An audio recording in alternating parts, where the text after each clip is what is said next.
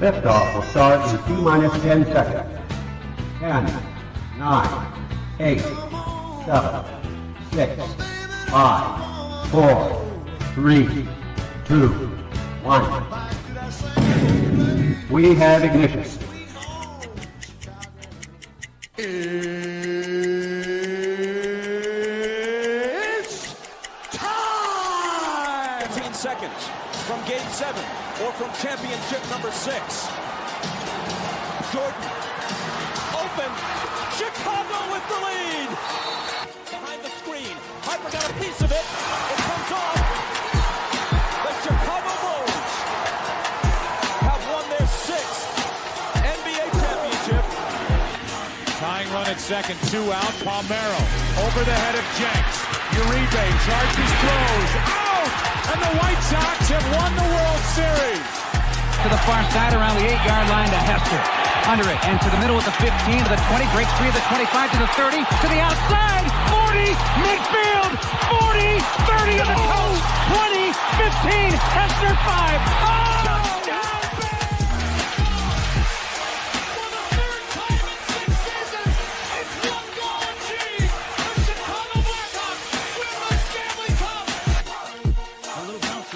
Toward Bryant.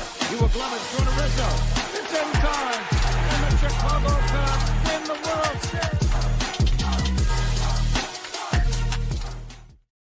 What up, what up, what up? Welcome to Shawn and Maya in the morning. Uh-oh. Welcome. I messed it up. That's crazy. Old habits die hard. Welcome to Shawn Sierra Sports, the first edition of Shawn Sierra Sports. Actually, it's not the first edition. It's a resurgence of Shawn Sierra Sports. That was the name of my show when I was on Logic Radio way back in 2016, 2017, something like that. So we put that on the back burner for a while, for a few years. Now it has come back. So welcome to Shawn Sierra Sports. I'm your boy, the SuperBack, Shawn Sierra. Thanks for tuning in, guys. If you're watching us on Facebook, if you're watching us on Facebook, excellent. If you're not watching us on Facebook, what? Come on, go to Facebook, type in Sports Zone Chicago. All right, click the like button, and now you're following Sports Zone Chicago. And don't worry, we're going to get a page for Shawn Sierra Sports. We're probably just going to change over Shawn and Maya Facebook page as well to Shawn Sierra Sports. If you're watching us on our YouTube channel, excellent. And if you're not subscribed to our YouTube channel, for real, come on, man. Go to YouTube, type in Sports Zone Chicago, click the subscribe button, but also click the notification button. That's the little bell next to it, and that'll let you know anytime a show from Sports Zone Chicago is going live. You get it? Got it? Good. Now we've downsized. We've streamlined. We're no longer on the app or Roku for the time being. Okay, but you could just keep us watching, or you can keep watching us here on Facebook and on YouTube. We'd appreciate it. You can also tweet the show. You can tweet us at Sports Zone Shy. That's CHI at Sports Zone Shy. You can also tweet the show at SS Sports. All right. We have it's S Sierra Sports. S Sierra Sports. Probably should just put SS Sports. But S Sierra Sports on Twitter or X. You can do that. You can tweet that as well. Man, listen, I'm fired up. I'm excited to talk to you guys today. We have a lot to talk about.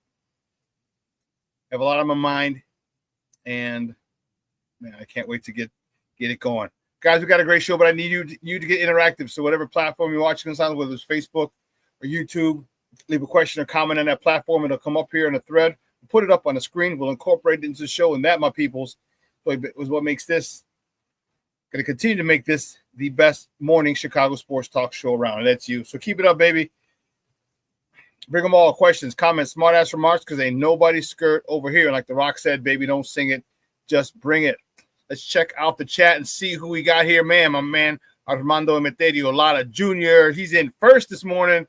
Beautiful, beautiful. Man, Junior, thank you for checking in, Papa. I appreciate it, man. Thank you very much. Cornelia Squalls in the house. Like, what up, what up, what up? It's the debut of Shawn Sierra Show. The Shawn Sierra Show. That's a nice one. I like that. Very nice. Very, very, very nice. Rick Gonzalez in the house. What's up, Rick? How you doing? Says, good morning, Shawn. I had a great time Saturday with my nephew at DJ Moore football camp in Joliet. Bear down FGB. Man, listen, Rick, I was so pissed off. So I was coaching. I was coaching at a prep school for 2 years, a few years ago. All right. It was like 21 and 22, somewhere in there. And we're still cool. We have a group thread that we check in with each other on. I had lunch with those guys on Friday. But before then, last week, I was like, hey, because they're all coaches. So obviously all the coaching things go around. And I coached at DJ Moore's first camp when he got traded here 2 years ago. And I was like, hey, man, I'm like, who's coaching the DJ Moore thing? And like, oh, I am. I'm like, you gatekeeping? You can't even let a brother know, man? Like, come on, I thought we were boys. So my buddy's like, call him. So my buddy, he call him. 773 goes 588-2300. I was like, oh, you got jokes. So a lot of my guys were coaching there, and I didn't get to coach. I was pissed. Because if I was coaching, man, I would have got to meet you, Rick. That would have been dope. But thanks for tuning in. Michelle Walls in the house. This is Shawn Sierra Sports and Peeps on a warm house music Monday morning. Yes, it's gonna be nice, baby. It's gonna be in the mid-80s, low to mid-80s today. That's what I'm talking about. I like that kind of party, baby. That's what I'm talking about. Yes. King Book of World checking in. What's up, buddy? How are you? Thank you for tuning in. Junior, stop your nonsense. Thank you, sir. Appreciate it. No, it's not a B96 shirt. It's just a Julian shirt. It's when he left B96 and all that, he started 104.3 Jams. He was one of the people who started 104.3 Jams. And then he had to resign. He had to give up his post last because he was running for public office. He was running for public office, so he had to step down from there. But this is one of the shirts he had, Julian Jump Perez, speaker of house music. Yeah. Yes, I did go to Division Fest. It's called Do Division Fest. I don't know. Do Division Fest. That's the name of it. But it was fun, man. I'll tell you, it was fun. It was fun. The bad thing, I have a critique about it. I have a big time critique. The food was off the chain. Man, I had some empanadas. Then I had start off with empanadas, and then I had a brick oven baked pizza, which was good. And I had a half slab of ribs. And the one big complaint that I had is there was too much music going on. And you're like, well, how can that be a bad thing? I'm glad you asked.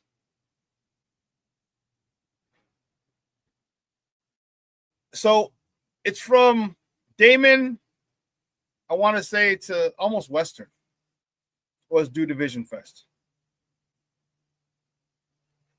And there are a lot of stores and restaurants on Division in that stretch. There's also restaurants east of it, like outside of the fest. They were jumping as well. When we got in the fest, it seemed like every single restaurant / bar had their own speaker out there and were playing their own type of music. So imagine they're at a party and there's two different speakers going with two different songs out. Two different genres of music. Then you had performers on the stage at Do Division Fest, one on the west side. It was odd. Too much music going on. Too much. And again, it was just all different genres battling against each other. And that sucked. Like I'll probably have to find a place where I can critique it. And that's one of the critiques I'm going to have. It was, Rick. It's exactly what it was. That's exactly what it was. That's exactly what it was. And it was just, this is bad. All right. So, but other than that, the food was great. Tons of people out yesterday. The weather was nice. Yeah, Do Division Fest was awesome. Awesome. And I didn't check social media beforehand. One of my guys, my tocayo, his name's Julio Sierra. He's a DJ, and he was DJing at Folklore. And when I got the empanadas at some of the intersections, like on Division and like not Hoyne, but I'm trying to think of the other streets between Damon and Western. They had chairs or seating area. They had tables, picnic tables, and tall tables if you're just going to drink or stand while you're eating. And I was sitting right there, right next to Folklore, where my guy was DJing, and I didn't even know he was DJing. But anyway. Yeah, Do Division Fest was a good time. I'm glad I made it yesterday. My output people up there. That was great stuff. Listen, we got a great show for you at the bottom of the hour. Man, I forgot. We're getting started early. Bottom of the hour, my man. Evan Altman from CubsInsider.com is going to join us. We're going to talk about the first place Cubs. First place Cubs, a team with the best record in the National League. And what better guy to talk to about it than Evan Altman? Yeah. I should say the Cubs are tied for the best record in the National League. Okay. Tied. And they're the second best team in baseball. Detroit Tigers have a .650 winning percentage, while the Cubs and the New York Mets both have a .627 winning percentage. So 9:30 at the bottom of the hour, we're going to talk to my man, Evan Altman. It's going to be fun. We got some NBA Finals to talk. The finals are set. They start the 5th, which is Thursday. They start Thursday, which is good. We're all looking forward to that. Yeah, Thursday, Sunday. So we got baseball to talk. We got NBA to talk. And we got Bears to talk. So you have a lot to talk about. You have a lot to talk about. So I'm looking forward to it. And let's see. Oh.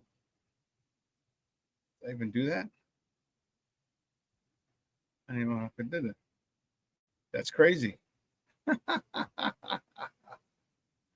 That is crazy. Oh my goodness, I didn't even do that. That was crazy. But anyway, let's get this started. Let's do this here. Let's see, which way do we go? Which way do we go? Which way do we go? This way we're going to go, and it's going to suck, man, because my guys. But you know what? We're going to start with them. The only reason I'm starting with them is because they play again tonight. First off the morning. Oh, shoot. I got to do the intro.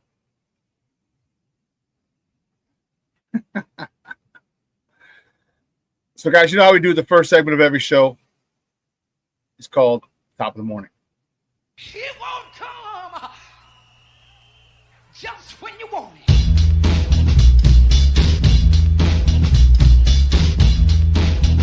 Top of the morning to you. Top of the morning to you.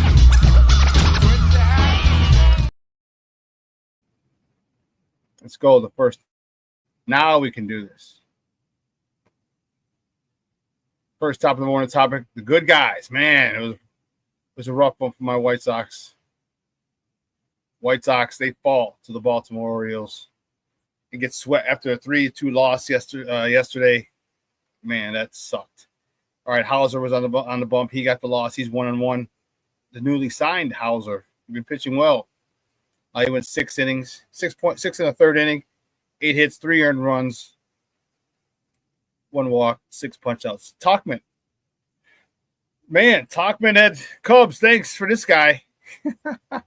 He was 2 for 4 with a triple. His first, he was humping around the second base. I was like, is he going to make it to third? He made a stand-up triple.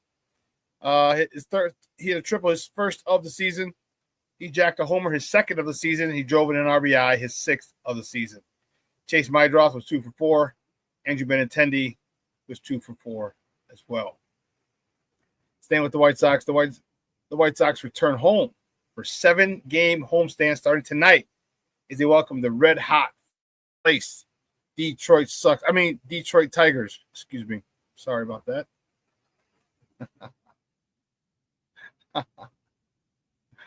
Actually, I'm not sorry about that. You know me. But Detroit is, they are on one. They are on one. First pitch tonight is at 6:40 p.m. Central Time. You can catch that game on Chicago Sports Network or listen to it on their flagship station, ESPN 1000. The probables for tonight's game for Detroit, Jack Flaherty. He's 3-6 on the season with a 3.94 ERA, going up against, for the good guys, Jonathan Cannon, who's 2-6 with a 4.15 ERA. So the Sox are going to have some home cooking starting tonight, 7 days, Monday through Sunday. So they should be able to win a couple games, and I'll be there Friday. I'm excited about that. I'm really excited about that. It's going to be one heck of a game on Friday. It's Mexican Heritage Night. So I'm passing on jerseys and things like that. They have a whole bunch.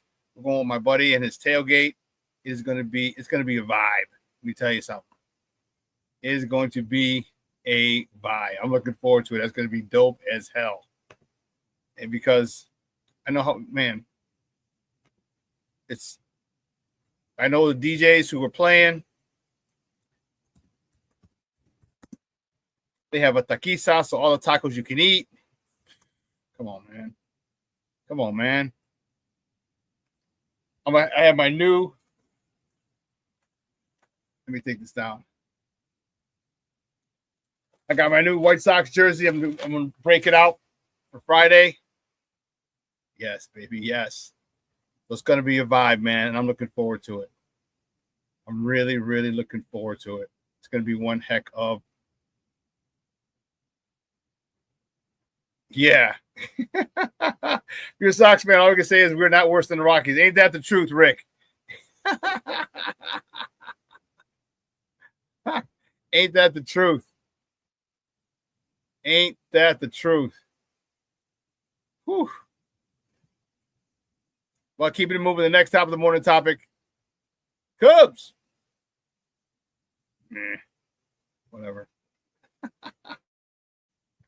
The Cubs take 2 out of 3. They take the rubber match. They win the series. They beat the Reds 7-3. Jameson Taillon, he was on the bump for the Northsiders. He's 5-3. He got the win, 5-3. Now on the season, he went 6 1/3, 3 hits, 2 earned runs, 1 free pass, 2 punch outs. Michael Busch, nice day for him, 2 for 2 at the plate, hitting his 8th homer of the season, driving in his 31st, 32nd, and 33rd RBIs of the year. Nico Horner was 3 for 4 with 2 RBIs, 25th and 26th on the season. Dansby Swanson drove in his 32nd ribby, and PCA drove in his 51st RBI of the season. Cub fans, I know you're ready. You're all fired up, but your Cubs are hot, man. They're 8-2 in their last 10 games, and I'll tell you what, the Cubs are 13-2 in their last 15 games. That's hot. Travel to Washington to face the Nationals. That series starts tomorrow. Cubs are on a roll, man. They're on a roll. And I met this dude yesterday at the at the Vision Fest. So I was eating, and he was wearing his Cub gear. So we started talking. He's like, I'm that dude. He's one of those younger cats. I'm that dude. Like, I'm a Sox hater. I'm this and this and this and this. I'm like, good. So I'm a Cub hater. I said, I'm actually not even a Cubs hater. I'm a Cub fan hater. He's like, why aren't you like our fans? I said, because you're stupid.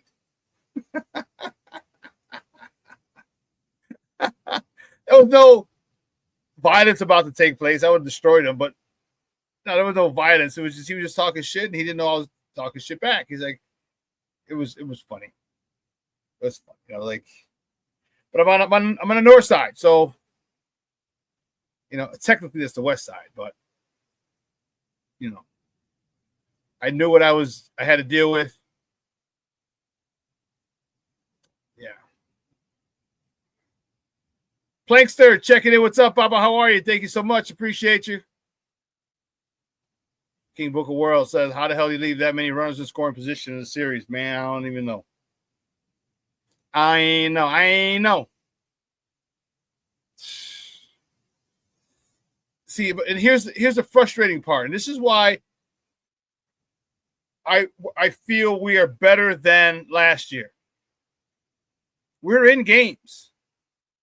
Last year we weren't in this many games. It wasn't close. Like, all right, we're down, we're over.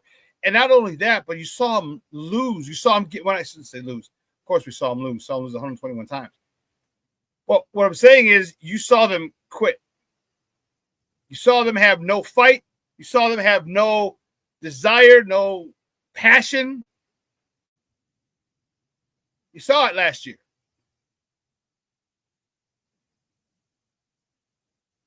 This year, you got guys who are coming back. Guys are getting on, getting them over, getting them in late in games.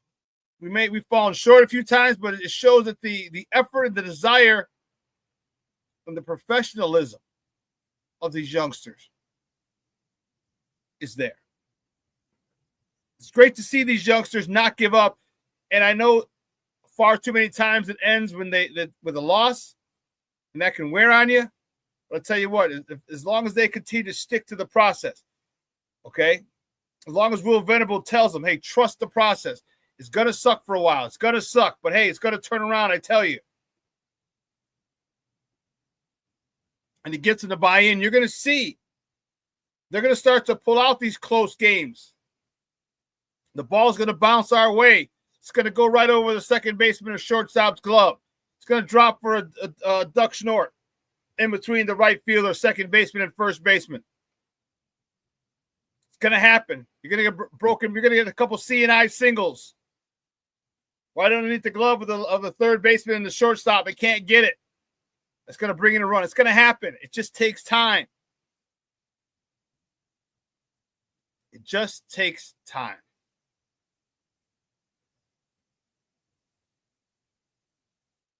Cub fans, you're in a good spot.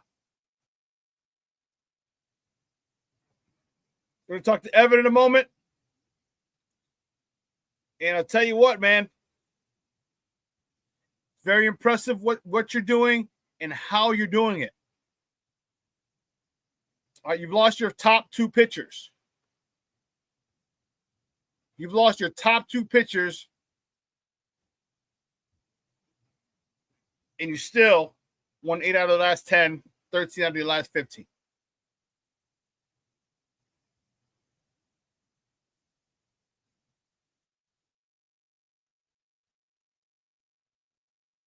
Who don't you like? I don't say that I don't like someone. I mean, this kid's a person. I really don't like that guy. Who?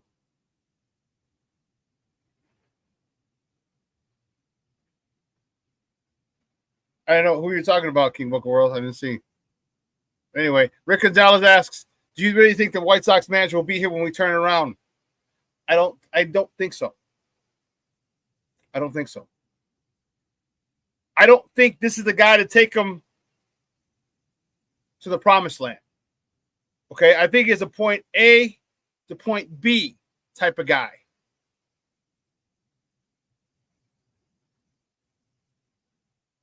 Point A to point B, and then I think Venable will be jettisoned, and we bring in a guy that we believe will be able to take us to the playoffs on a consistent basis. So, yeah, I don't think so, Rick. Oh, okay. All right, King Magoro.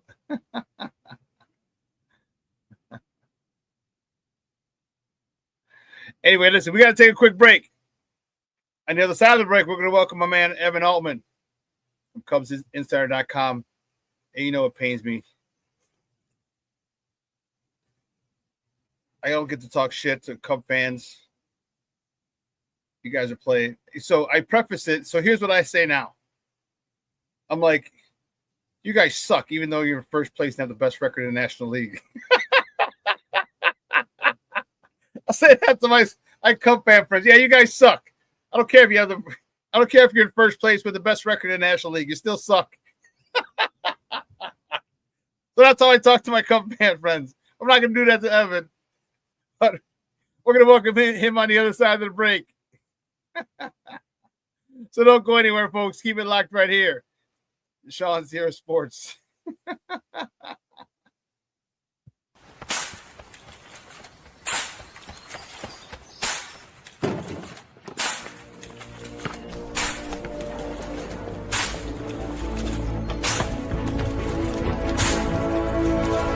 Move it!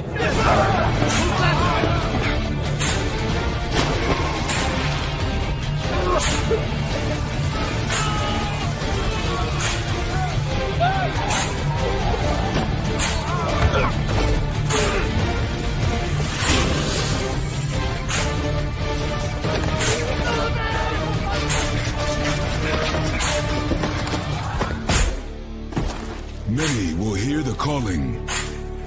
Few will earn the title.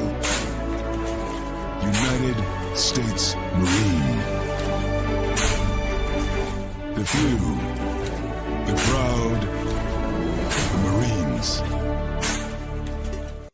Hey, it's your boy, the SuperBack, Shawn Sierra, and be sure to follow Sports Zone Chicago on all social media platforms, on Facebook, Instagram, and our Roku channel. You can find us at Sports Zone Chicago, and on Twitter, we are at Sports Zone Shy. Also, be sure to download our mobile app so you can take Sports Zone Chicago with you on the go.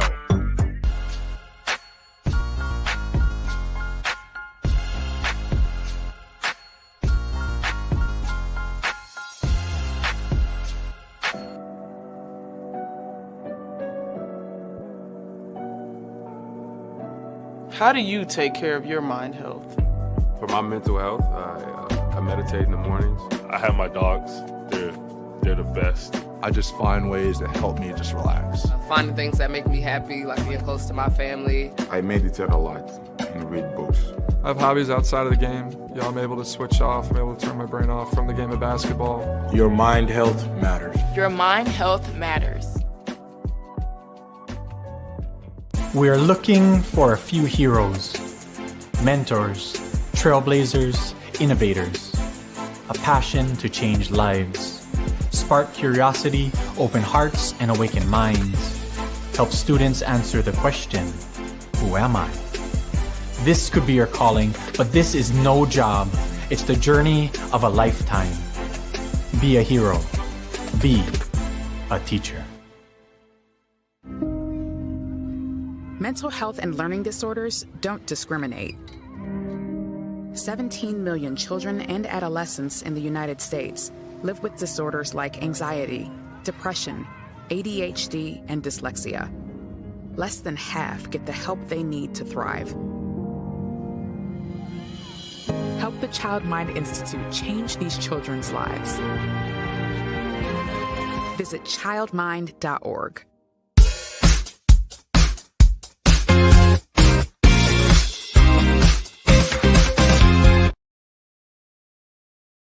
2 men are out, and here's Pete Crow Armstrong. On the ground, base hit right field. Tucker around third on his way to the plate. Here's the throw. Too late. PCA RBI single, and the Cubs have a 1-0 lead. PCA one off the big league lead. Devers and from first. That is ripped left field. That's rolling all the way to the wall. Ben Johnson goes to dig it. Here comes PCA. He's in to score. Man, he can fly. Bush will bat with a man still in scoring position. That's drilled right center field. Bush puts a charge into one. That's back, and it's gone. Into the bleachers in right center. Michael Bush. A two-run homer into the wind. And it's 4-0. Cubs open up a can here in the bottom half of the third. Welcome back to Shawn Sierra Sports. Those clips courtesy of the Marquee Network. Those were the Northsiders yesterday, baby. Michael Bush. Dude, that win was, man, in his face. That wind was blowing in. He's like, bump this. I'm going to pierce right through that wind. Man, the Cubs are 8 of their last 10. They are on a roll. Again, second best record in baseball, tied with the Mets. Trailing the freaking crazy white-hot Detroit Tigers, who my White Sox face. Man, they're doing it, and they're doing it shorthanded. That is impressive. My next guest is a good friend of the program, and I need to talk to him. When I want to talk Cubs, I call this guy and ask him to come on. He's head honcho. He's the EIC editor-in-chief over at CubsInsider.com. He's a good friend of the program. You've seen him on here a trillion and one times. Good friend of the program. You can find him on Twitter at @DEvanAltman. Guys, just welcome back to Shawn and Maya, Evan Altman. Evan, what's up, Bubba? How are you? It's another good day. I can't complain too much, man. Dude, I'm telling you, it pains me. I can't talk shit at all to my Cub fan friends. They're all taking digs at me. I'm like, well, you're stupid. That's really all I can say. Yeah, there's not much there. It's the elementary school comebacks, right? Like that's where we got to resort to at a certain point when you got nowhere else to go. Just just throw out the 5-year-old jab. Yeah, literally that's all I can do. That's all I can say because, man, your Cubs are playing unbelievably well. Let's talk about it, man. Jesus Christ, how the hell are they doing this? Top 2 pitchers are out. I mean, that signals the end for just about every team in the majors when your top 2 pitchers are out, but it hasn't. They've gone 8-2 in their last 10 games. They've gone 13-2 in their last 15 games. How the hell are they doing it? I mean, there's so much balance to it, right? I mean, obviously the clips that were on there just recently, the offense for the most part, it was a little bit slow against the Marlins. And that speaks to it a little bit as well. Like they've played some softer teams here over the last couple of weeks, and that certainly helps. Get to play the Marlins twice, get to play us. the Red. Yeah, I mean, hey, the White Sox, right? There's a sweep. One of the few they've been able to get. So it helps a little, but I think what we've also seen, early in the season, the first month or so, the starting rotation looked great, and the bullpen was terrible. And since they've had those losses with Steele being out for the season, Shota Imanaga being out, well into this month yet, all of a sudden, like if you go back to April 19th, the bullpen ERA is somewhere, it's shy of 2.5. It's the best bullpen ERA in baseball over the last, and now that's stretching out to a month and a half. With some of the guys who are kind of these cast-offs, right? Chris Flexen, who Sox fans will remember not very fondly for how he pitched there on the South Side last year, but he made some changes. He's shoving. They picked up Drew Pomeranz, who hadn't pitched in the majors in like 4 years, and all of a sudden he's a valuable member of the bullpen. So it's just everybody's kind of pulling their weight. Even a lot of guys, and myself included, a lot of people made fun of Jed Hoyer for saying, hey, we need to have players outperform expectations, and yet here we are and look up and down, and there's a bunch of guys doing exactly that. So that's what's made up for those losses. You guys have got a one of the hottest guys in baseball in PCA, Pete Crow Armstrong. He's the hottest guy, the most electric Cubs play you've had since Javi. Quite ironically, he was traded for Javi. Yeah. What are you seeing that this guy's doing differently now than he did last year? Because remember, he got sent down last year. He was, he had his struggles like just about all rookies do. They have their struggles. They usually get sent down. And man, this year he is Mr. Excitement, Mr. Electricity for that Cubs team. And he's slowly but surely making a play from becoming the face of baseball, because this kid is exciting. Yeah, I mean, I think, there's certain players, some guys thrive in different circumstances, right? Not everybody wants the spotlight on them. A lot of guys prefer to just kind of toil in obscurity, and they go, keep their head down, go about their business. He is not one of those guys. Like, this is somebody who I think was born to be center stage. He welcomes that spotlight, and I think with someone like that, if you're an opponent, the last thing you ever want to do is whether you want to say, bulletin board material or don't make a mistake. Like, you don't want these guys getting hot, because there's some people who just thrive on that. Others are a little more consistent. I think there's going to be times, and we've seen it, even within this, where there'll be little skids here and there. But the thing with him is he's showing power. He's showing, obviously, the speed, the ability to run the bases, right? His defense is second to none out there. He's just so energetic that, he's a true 5-tool player.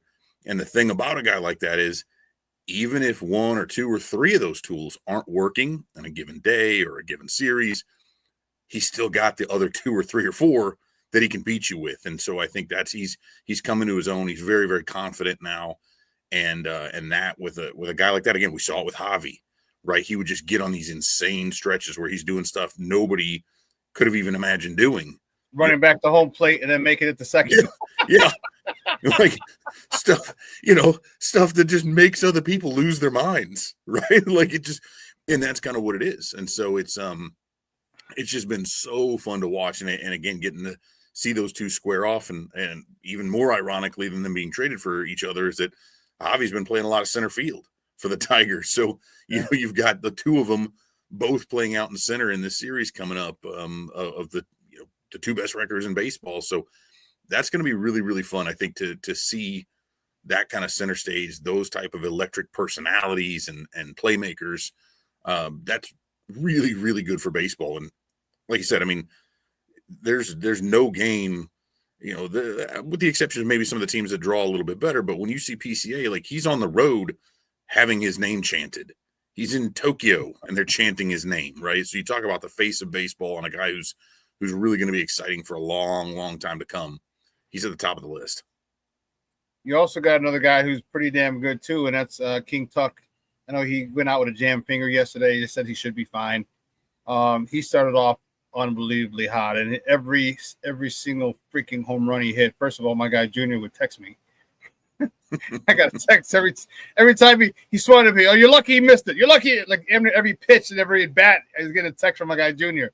But every home run he hit, he was just adding another zero, another zero, another zero. Your thoughts of the chances of the Cubs re-signing him, because, man, he's having one heck of a year, and I know it's a contract year, and a lot of times players play above their means in contract years, but he's playing. He seems to be playing well, really, really well, and it's nothing crazy. Just numbers he puts up, just nice and quiet. It's just in a little bigger market here than it was in Houston. Yeah, and I think he's one of those guys that I noted. I don't think not that he doesn't want to be the best, not that, and that has nothing to do with his drive or his intent, but he's just a different kind of player. He's a soft-spoken guy, quiet guy, so a little bit different from PCA in that regard. But I think it'll be interesting to see, and I know there was some kind of talk about this, and it makes sense, right, where the Cubs weren't going to be able to just throw a contract offer at him right out of the gate, right? This guy knows what kind of potential he's got as an earner. We've certainly seen that from plenty of the top free agents over the last few years now. The market is clearly in a different place than it was even 3 years ago, right? When you look at the contracts for Ohtani and Soto these last couple seasons. So I think that's a big part of it. But when you talk about not just PCA, not just the record, but overall, and we've all experienced this to one extent or another, summer baseball in Chicago, when the team in particular, and I know it's been a lot longer for the White Sox than it has been for the Cubs, so, try to go back that far and remember it. But when those teams are playing hot, there's nothing better. There's no better city on earth. There's no better summer city than Chicago. Yeah. And if you're playing at Wrigley every day and you're competing for the postseason and you're making all this stuff happen, I think that, not that he's going to take a big discount on it, but that's a huge selling point that the Cubs are going to be able to enforce for months now, or at least weeks, right, leading up to his potential free agency. So I think that's their biggest bargaining chip. They're going to have to come with a big offer, right? But I do think they've got a little bit of an advantage if they keep playing the way they are, and he gets the opportunity to say, you know what, this isn't a bad place to spend the next 8 to 10 years of my life. Yeah, it is. It is a different feeling. It is a different vibe to play at Wrigley. And like you said, in the summer, there's nothing like summer when you're playing baseball here in Chicago and your team is doing well. Yeah, it has been a long time for my White Sox since we've contended. But I still remember those days. I remember I was selling T-shirts back in 2005 outside the stadium. And there are just so many people coming to the game, so many. And that's the one, you know what I mean? And it was great. The atmosphere was awesome. You could cut the electricity with a knife, and God forbid you get up early and, your fans go crazy, or you get down and then you come back. Man, it's okay when you get up early, your fans go crazy, but it's better if you're down and they come back late in the game. Oh my God, our stadiums are electric. And hopefully that's a good selling point for him. Because if you keep him, if you're able to sign him, how long do you think the Cubs will be good then? I mean, because right now you got the best record tied with New York, with the Mets, with the best record in the National League. How long do you anticipate them staying in that, atop the NL Central and a perennial playoff contender? Yeah, I mean, that's the interesting part, is the timing is such that, you do have Pete Crow Armstrong still for a minimum 5 more years. Obviously they'd be smart to work something out there as well. But you look at that, there's a couple of guys that Ian Happ, Seiya Suzuki don't have a ton of time left on their contracts, but they've got some young guys waiting to come up. Matt Shaw got sent down after some early struggles, but he looks like he's the answer at third base. Certainly defensively, guys making phenomenal plays every game. It's been, which is kind of the opposite of what everybody thought. It's like, hey, the bat's going to play. Mm-hmm. You'll let the glove kind of develop. Been the other way around. We're like, man, this guy's actually a stellar defensive third baseman.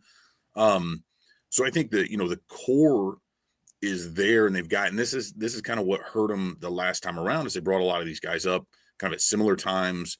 It was a very young club, and they ran into a position where they simply couldn't extend or chose not to, right? We can argue semantics all day, but if they're willing to spend, they can offset that a little bit with some of these young guys coming up and filling those spots. So, if not now, I would say then never, as far as them actually pursuing a top free agent when it comes to being able to, extend or re-sign Tucker, however that case may be. But that's the signal. If they are willing to do that, I think that says that they know they've got the pieces in place to be able to contend for at least another 5 to 6 years into the future. And you look around that division, who else is spending? Who else is developing players to the extent that they're going to be competitive? And you look around, the Cardinals are going into a rebuild. The Brewers are going to have to, as well, as they continue to kind of slide a little bit. The Reds are getting a little bit better, but still, we've seen the Cubs beat them 4 out of 6 now. And the Pirates, despite having Paul Skeens and some other stud players there, are never going to spend what it takes to be consistently competitive. So it looks like to me this is a really nice inflection point for the Cubs to be able to kind of push the gas pedal and really kind of take off over the next few years. Guys, we're joined by Evan Alman, the editor-in-chief of RealCubsInsider.com, talking Cubs baseball here on Shawn Sierra Sports. What do they need? What do they need? What are they missing? They still got to get starting pitchers. That's the, like, again, Steele's gone, and they've been able to replace him somewhat capably. Colin Ray did a really good job for a while there. It does kind of looks like water's finding its level a little bit there. Even once Imanaga gets back, say he's your one. I mean, we've seen Jameson Taillon look really good lately as well, but the troublesome part there is we mentioned the soft schedule. He's still giving up at least 1 home run. The last 3 games, the only runs he's allowed have been on home runs. He's only given up like 4 earned runs the last 3 starts, but those all came on homers. So, and he's given up 16. That's the most in the majors. That is really troublesome when you think about playoff baseball and you look at the adage that teams that out homer their opponents, right? Runs are at more of a premium. You out homer your opponents, you're far more likely to win, particularly in the playoffs. So having a guy who is prone to that, and Imanaga as well, that's a bit troublesome. We saw some great stuff out of Ben Brown recently. Matt Boyd has been solid. Cade Horton looks like he could be really good. They have a lot of guys who are in that 2, 3, 4 range. They don't have a 1. And even if you get Imanaga back, even if things work out really well for those other guys, it's tough to take any 3 Cubs starters and say, I'm comfortable putting these guys up against, insert playoff contender rotation here, right? Most other rotations are going to have more experienced, more depth at the top 3. So I would say they need to go out and get another really strong top of the rotation starter if they want to truly make a big playoff push. Craig Counsell got a lot of flack last year from a decent part of the fan base. Where do you think he is now? Is he kind of ascending back to one of the top managers in baseball? If you ever even thought he kind of fell from that. I know a lot of Cub fans were giving him static, and why are we paying him $10 trillion, one of the highest paid managers, blah blah blah blah blah blah, and we don't do this, we don't do that. And all of a sudden, you guys are where you're at. 13 out of your last 15, atop the NL Central, tie for the best record in the National League. Where do you think? How much of this is Craig Counsell, and where do you think those naysayers? What do you think they're doing now?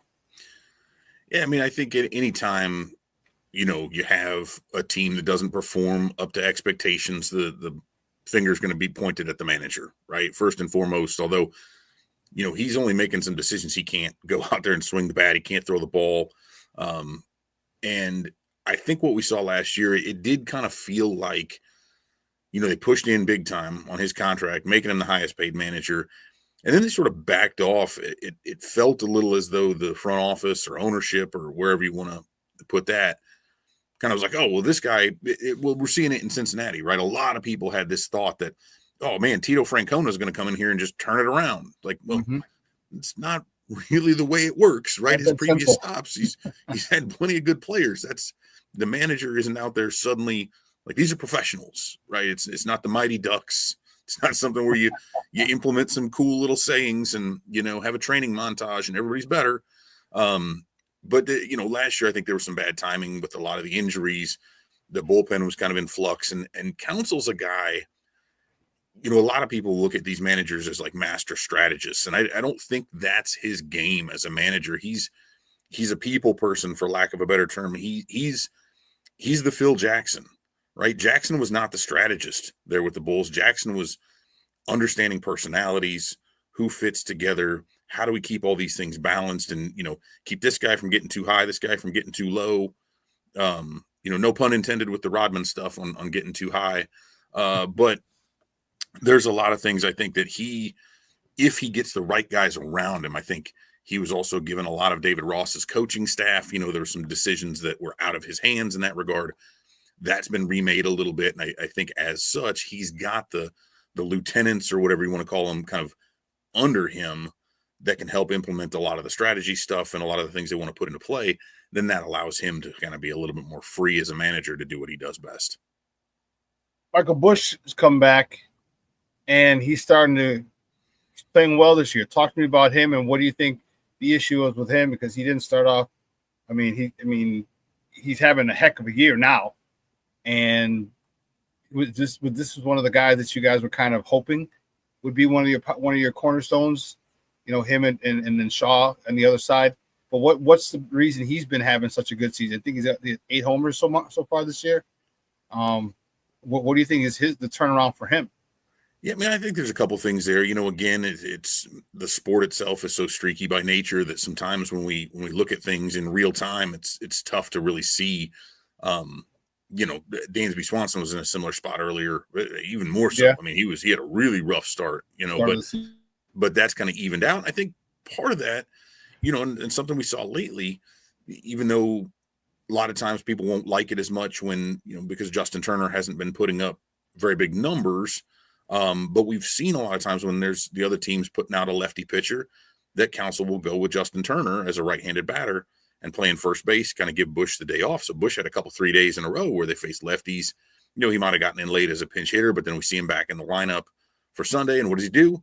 He hits a home run, and some of that's just coincidence. But I think a lot of guys too, whether it's taking those strategic breaks, whether it's then, whether that means they've got a chip on their shoulder or just that they're really able to seize their opportunity when they get it.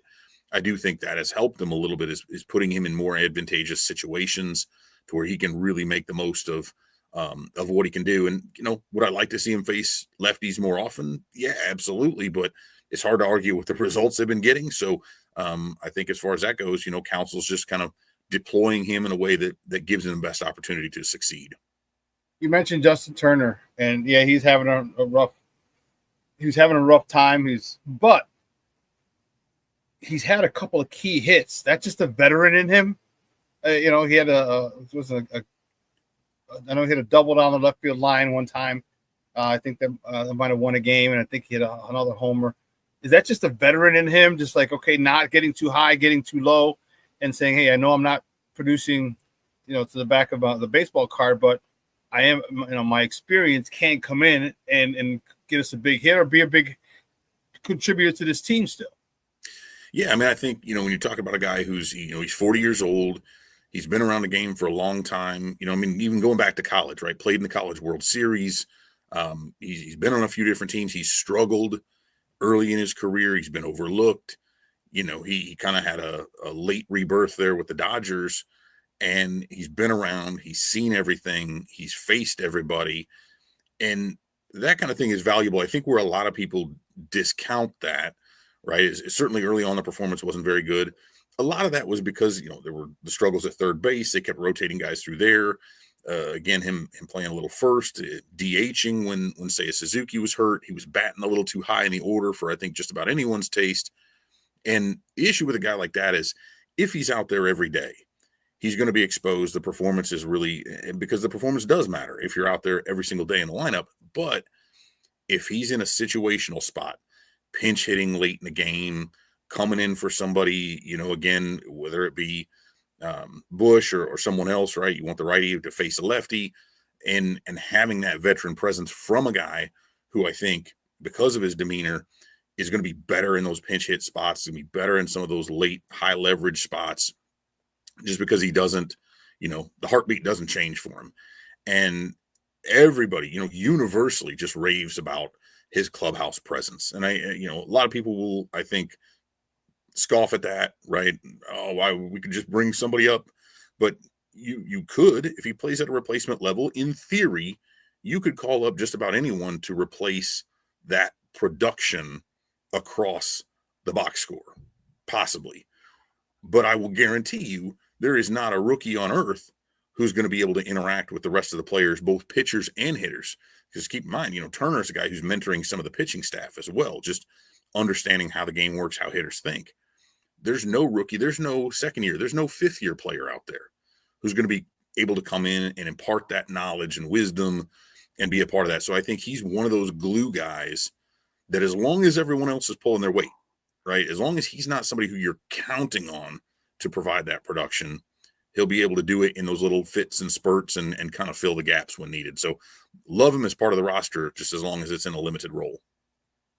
Yeah, I know a buddy of mine was just so mad. Like, I cut him, DFA him. And, I don't watch that much of the Cubs to see how he's playing. I can read the box score in the morning and things like that, but you got to watch. And, every time he hits a home run, he hit the double one time, and I texted him, Justin Turner, and of course he was like, he's my man, Justin Turner for president or something crazy like that. But yeah, as long as it's in little spurts, like you said, I think that's the most important thing. Don't count on him every day, because he can't. He's 40, right? But he's definitely able to do step up in key situations, and that's huge because that's the one thing that seems like, man, it's always somebody else every day, and that's the sign of a great team when people aren't afraid of the spotlight. They're not afraid of runners on second and third. You're down 1 and 2 outs. Right? They're not afraid of that. They're not worried about it. And that's the sign of a great team, when guys are fighting at the bat rack to get up there. Like, I want to do that. I want to be the game. I want to hit the game, and that's what it seems like with the Cubs. It seems like, and I stopped playing baseball in 8th grade, but I've been around a lot of different, basketball and football coaches, football teams. And when you guys when we're having fun and really just having fun, those are some of the best teams. And it looks like the Cubs are having just a shitload of fun, and they are not scared of a 5-2 deficit in the bottom of the ninth. Yeah, I mean, and you saw that the other day with Matt Shaw, right? So a guy who, again, had those early struggles, comes up, dumps a single out into right, and to have that kind of approach, too. He was like, I'm just looking to see it deep and go opposite field. He was able to do that. Yep. And before they'd even called the game, before the run even scored, Pete Crow Armstrong has jumped over the railing and is sprinting across the field, right? Which at a certain point, I'm like, I don't think you should actually be on the field while technically the play is still going on. But that kind of excitement, that stuff is so infectious. And that's something that honestly has certainly over the last 2 years has been missing, and maybe a little bit longer. We really saw it. I continue to liken this team to the 2015 squad, largely because, again, that team kind of was up and down a little bit, had a lot of young guys, and then all of a sudden, after they got no hit by Cole Hamels and the Phillies, somewhere in, I think that was like July of that season, July 29th, maybe 27th, somewhere in there. Then they took off, and they were the best team in baseball down the stretch, won 97 games, and kind of kicked off the mini dynasty there. But but it was the thing I just remember about that was how much fun they all had and how fun it was to watch, because the expectations weren't quite as high. And this reminds me of that. They just look like they enjoy being around each other, playing the game, and and that really helps when you have one of those down games, when you take a loss, you give one away late, you are able to just flush that and move on much more quickly when the vibes are there and when everybody's kind of in that same headspace and having fun going out there to play. It's not a trudge. Makes it a lot easier to bounce back. It does, and then it feeds the fans. Like the fans see that you're having fun. The fans are at a fever pitch every single game. Whether you're up or you're down, especially if you're down late, the fans they feel similar to the players. Like, yeah, all right, we're only down 2. We got it. They have that belief, and that's one of the reasons they're not afraid of losing. Right? They just go out and have fun. I think that's one of the best ways to be as a team. And man, everyone up, and it's someone different. You just talked about Matt Shaw. We talked about Justin Turner, right? Guys, whoever's turn it is, whoever happens to be that dude that day, they're not shying away from it, and they're really they're stepping up and contributing. And there's just a litany of guys on this team who are getting big key hits in key situations, and it's keeping them winning. Your thoughts on that? I know it's tough we don't know injuries and things like that, but they're starting off good. We're in June now. All right. We got a pretty good picture of how this Cubs team is going to be. You think they can hold on and win this NL Central? Yeah, I mean, if you look at, I kind of noted it earlier, and the Cardinals had a really, really hot stretch there for a while where I think they won 8 or 9 in a row, and really like they got to within a game. They were close on their heels, but I think that was one of those things where the timing just happened to work out really well for them. The Cubs do have some tough ones. Again, they got to play they got the Nats for 3, but then they got to go to Detroit, and they got to go to Philly. Those are some tough games, but dating back to about mid-May or so, actually early May, they opened the season with the toughest schedule in baseball. Yeah. But once they got done with a lot of that stretch, having to play the NL West teams over and over and over again, they still haven't even played like 3 times in a row. They went through the damn NL West. Jesus Christ. I think they played 23 games against the West at least, and have yet to play the Cardinals at all, right? Which is this. I won't get into that, but I think that's really going to be telling, right? If they're able to go in there, and I think they got 4 against them, it would be like close to the end of this month before they even play the Cards. But that's a 4-game set in St. Louis. You win 3 of those, regardless of what else is going on. I just don't think. I think everybody else in the division is kind of pretenders at this point. It's the Cubs division to lose, but they still need to keep taking care of business, beating up on the bad teams and just holding their own against the good teams. And I think it'll work out. Well, they're damn sure beating up on a bad team, because I had to hear a whole bunch of shit from my dude. I didn't. You know what? I don't think I got any words typed. It was just the broom emoji. Yeah. It's just the broom emoji. All my Cub fan friends, I must have had at least 30 brooms sent to me. I was like, screw you. You guys are stupid. Maybe they just thought you needed to clean up around the room or something. Get out your house is dirty or something. I don't know. Oh man, I was like, you sons of bitches. I was like, don't worry, the day will come before I die. We're gonna sweep you guys. I swear we are. I swear. Hey Evan, great stuff, buddy. I appreciate it as always. But do me a big favor before you go, let everybody know where they can find you and your work online. Absolutely. Just check out CubsInsider.com. You can also find us on the social media at Real Cubs Insider. If you search it on Facebook, you'll find us all over the place. And I'm at D Evan Altman on X. So yeah, find me wherever you need me. Great stuff, buddy. I appreciate it. Have a great day. All right, take care. All righty. Guys, that's Evan Altman from CubsInsider.com.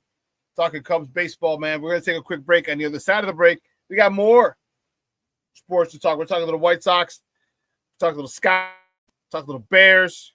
Do it all. We do it all here on Shawn Sierra Sports. So don't go anywhere, folks. Keep it locked right here. Shawn Sierra Sports. We'll be back. Hey, it's your boy, the SuperBack, Shawn Sierra, and be sure to follow Sports Zone Chicago on all social media platforms, on Facebook, Instagram, and our Roku channel. You can find us at Sports Zone Chicago, and on Twitter, we are at Sports Zone Shy. Also, be sure to download our mobile app so you can take Sports Zone Chicago with you on the go. Time out. How are you feeling right now? Happy? Excited? Angry? Overwhelmed? One of the best things you can do for your mind health is to name what you're feeling. It can sharpen your awareness and help you talk about your feelings with someone you trust. Here are 3 questions to ask yourself. Where are your thoughts right now? In the past, the present, the future? Do you notice any sensations in your body? Is your heart beating fast? Is there a flutter in your stomach? Or are you fully relaxed? What do you need right now? Time with others? Time to yourself? Remember, there's power in this awareness. So find ways to identify what you're feeling today.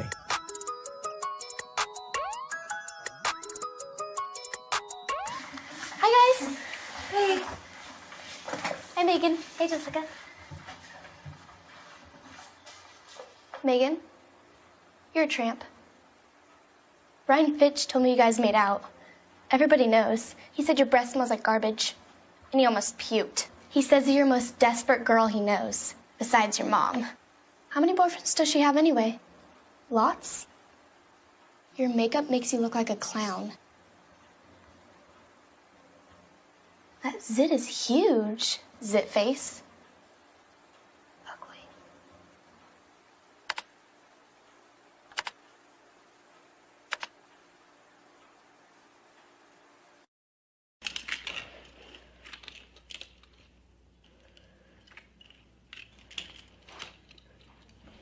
Hey, bud, what you doing? I'm playing with cars.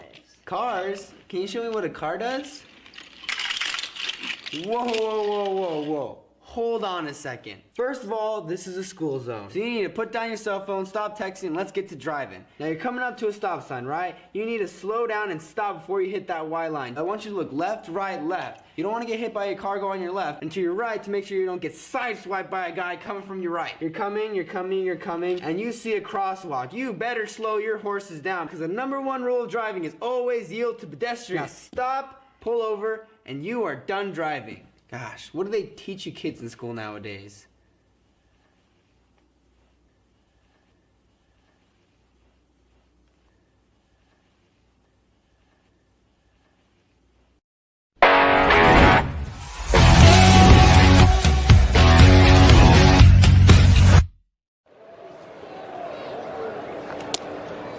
Caro will throw behind the runner at third. Got him! Edgar Caro shows off the arm, and Kjerstad will have to take a seat. Talkman in the air to right field. Backing up is Kjerstad, and it goes off the wall and right. Talkman will continue going. He will hustle into third. A 2-out triple for Talkman here in this 5th inning. Talkman high in the air, deep to right field.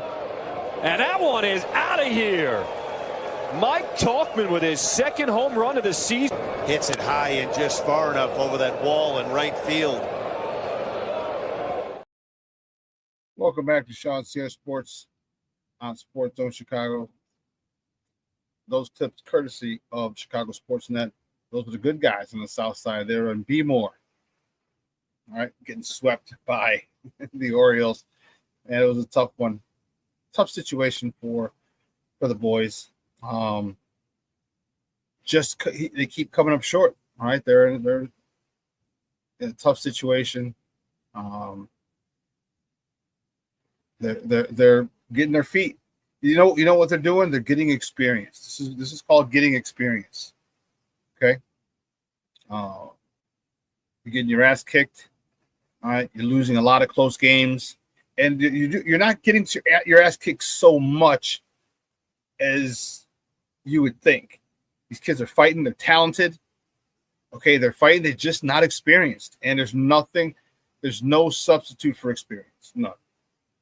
Okay, no substitute, because there comes your confidence, there comes your belief in yourself, and just sometimes you get guys who just want to believe, they trust, but it's very easy, believe it, fake it till you make it, all this other stuff. But that confidence comes when you start seeing success. Now you really believe that you can do whatever task it is at hand. You really believe you can come back and win the games when you come back and win some games. You really believe you can get hits, that you can get a hit to drive in and run when you start getting hits to drive in runs.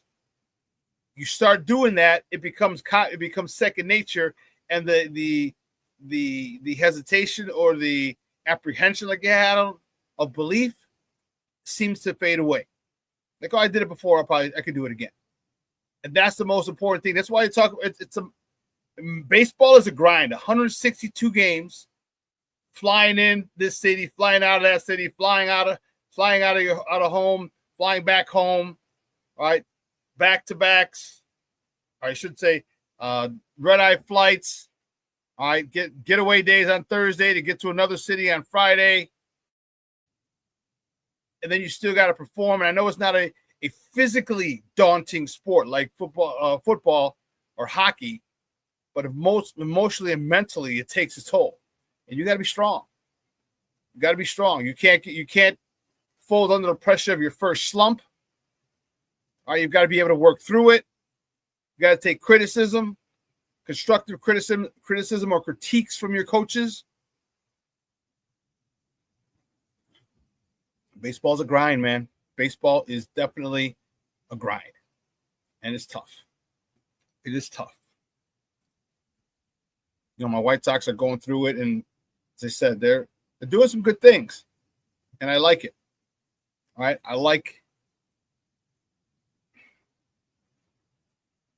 there's a lot I like. I'm liking bunts.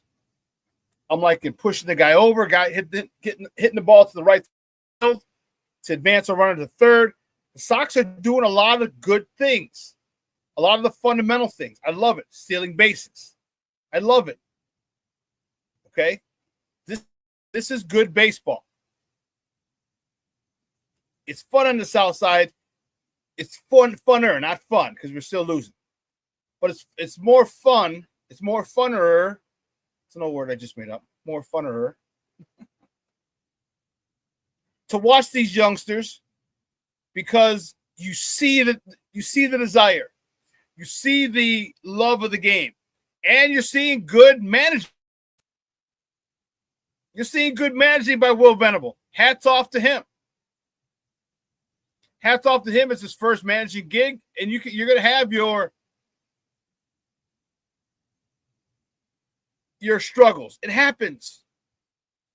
But don't lose the faith. And it seems like Will Venable has gotten these guys believing in the struggle, not losing faith, because they keep coming out. They keep coming out. They keep playing all 27.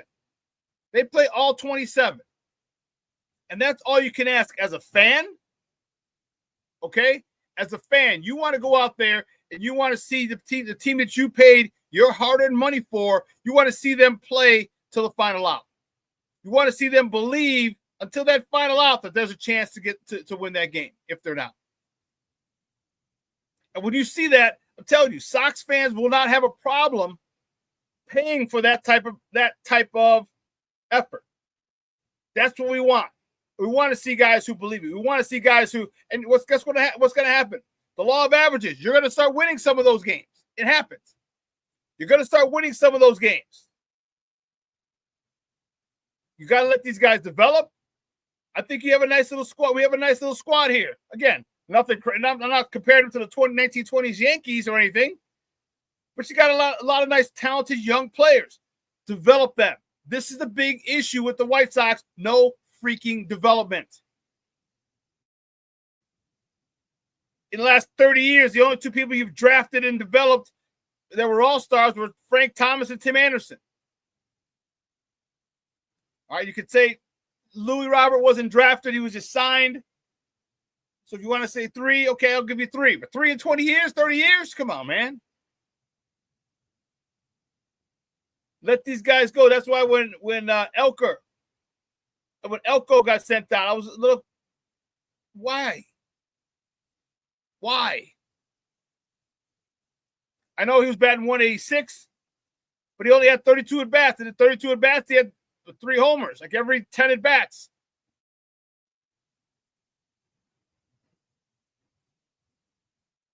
I mean, he's not taking time from anybody. He's the guy who needs the development. He's the time who needs the at-bats. He's the time who needs the time in the field.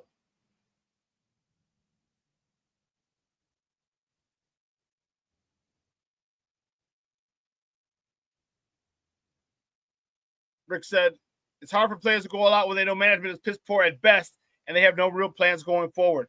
I think that's what happened with Louis Robert. I don't know if some of the youngsters think that because they haven't been here long enough. And this might be a classic case of ignorance is bliss. These youngsters just want to play. They're not worried about the politics. They're not worried about anything else. They just want to play. And they're playing well. Just not equating to wins yet.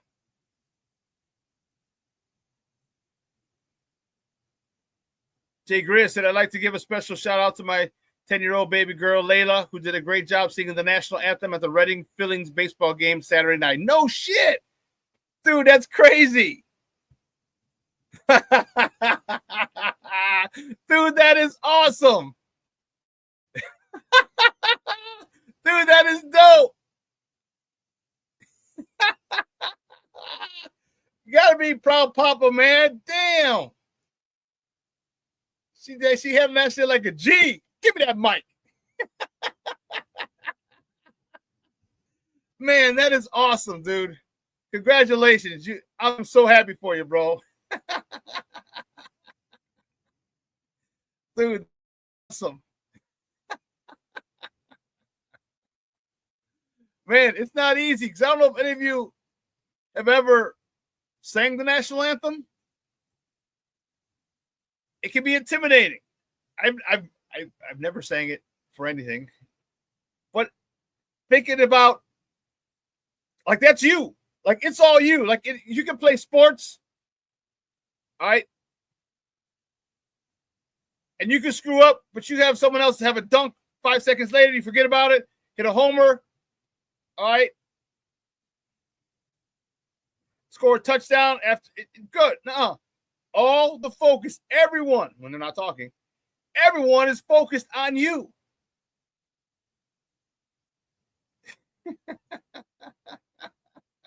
King Booker Will said, if I sang it would sound like Frank Drebin from The Naked Gun. Oh, damn, Jay Grizz, dude, that is awesome. That is awesome. Man, I'm so happy for you, bro. That is dope. That is dope. So, bro, how nervous were you? Jay Grizz, how nervous were you? You know what I mean? How nervous were you just watching her walk out? I mean, I'm sure you were close, like, right? But how nervous were you walking out and be like, please, mama, don't mess up. Please, man. Like, how nervous were you as not a sports parent, but as a artist, a singer's parent? How nervous were you, bro? That had to be... Dude, that's awesome. man. But put it in the chat how you're, sphincter's tightening, where you're just like, no, please, please, please. Gotta do good, dude. That's awesome. But yeah, man, my White Sox, dude. Our White Sox. Again, I'm going to the game Friday for the first time this season. I'm fired up about it. I want to see a good game. I want to see these kids play. I want to see the continued passion.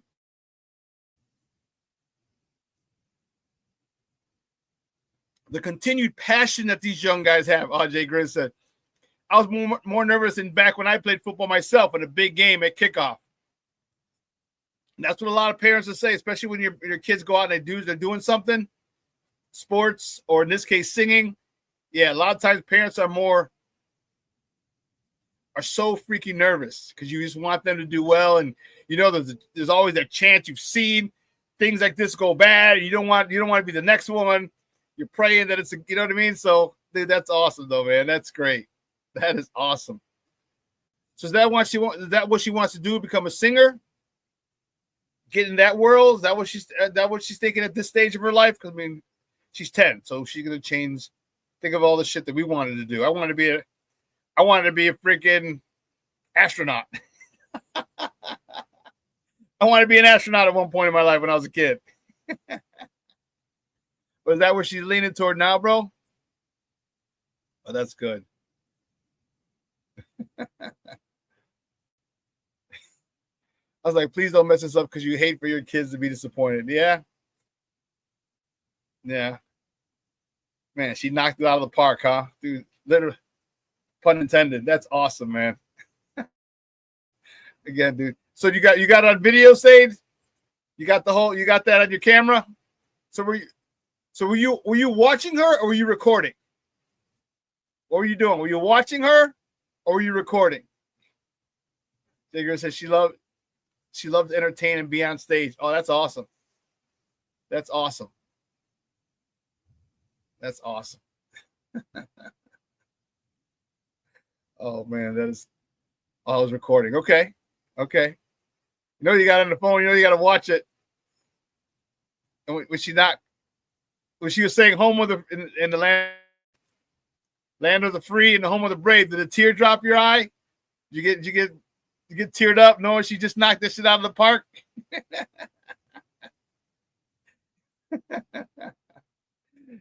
Dude, I'm telling you, I'm so happy for you, dude. That's great.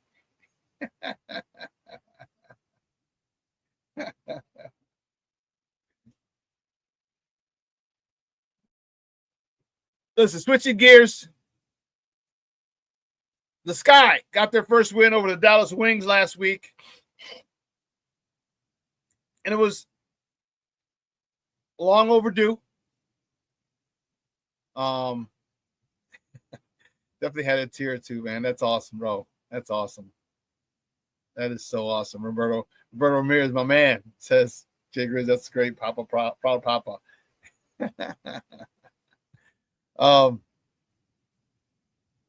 This Sky team right now looks like they're a team with a whole bunch of new pieces and a brand new head coach. And they're a team with a whole bunch of new pieces and a brand new head coach. They just look out of sync. They're trying to get on the same page.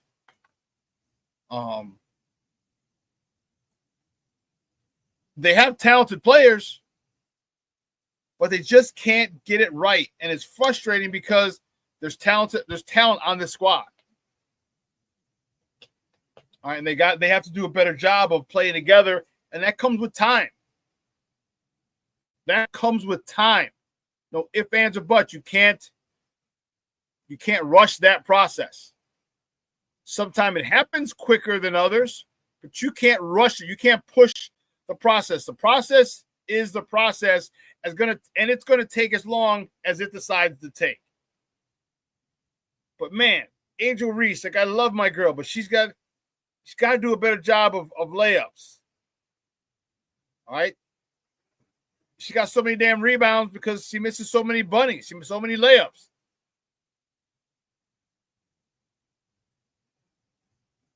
I need Camila Cardoso to be a little more dominating. I need her to be a little more nasty on the boards. 6'7", Ma. You're 6'7". Get your ass up in there, knock people around, grab that rebound.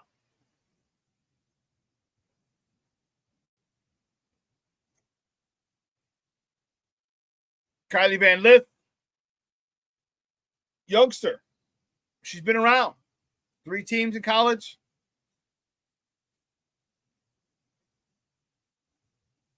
I can't wait for her development. All right. And Courtney Vandersloot. She's a legend. She's a legend, and that helps. But you can't keep counting on her at this stage of her career to give you points. She led the team in scoring a couple games ago, and that's, she had 14 points. Like, you can't have her get, like, if she gets 8 to 10, cool. But she's got to have 8 to 10 assists as well. And let's not forget, sometimes you'll get down low to Angel Reese. She'll turn around, she'll miss it, get a rebound, and put it back in. That's not an assist. Like, this is what Angel Reese got to do a better job of making the basket at her first attempt. It's ruining assists. You're ruining a lot of stats for other people because you can't hit layups.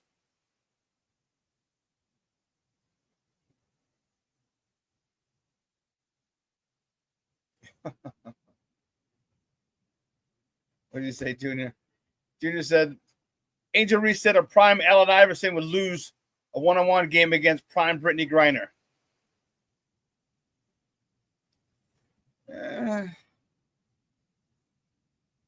You better hit all the shots because she's going to back him down low. She's 7 feet. But, I mean, who gets the ball first? Because if AI gets the ball first, Brittany might not see. If it's make it take, Brittany might not see that ball. If it's make it take it, and Allen Iverson gets the ball first.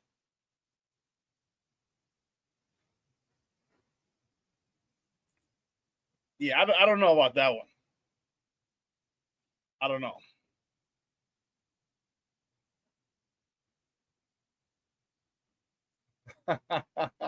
Junior says Reese created a new word, me-bound. That is funny. Yeah, she has a lot of me-bounds. That's for damn sure. That's for damn sure. Far too many me-bounds. Far too many. And that's the issue. But,